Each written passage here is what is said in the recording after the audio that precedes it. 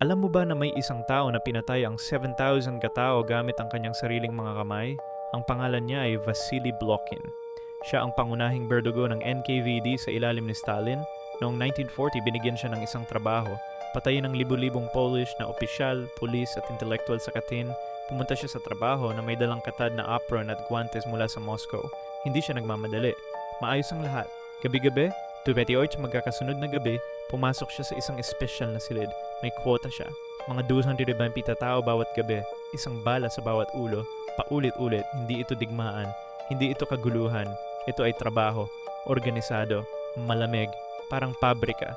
Sa katapusan, tinantya ng mga historiano na siya mismo ang pumatay ng halos 7,000 katao. Nakatanggap siya ng medalya mula sa Soviet Union para sa mga ginawa niya. Ngunit hindi naging maayos ang kanyang buhay pagkatapos. Naging alkoholiko siya, sira ang isip, namatay siyang nag-iisa. Ganyan ang nangyayari kapag ginawa mong makina ang isang tao para patayin ng ibang tao. Masisira rin siya sa huli.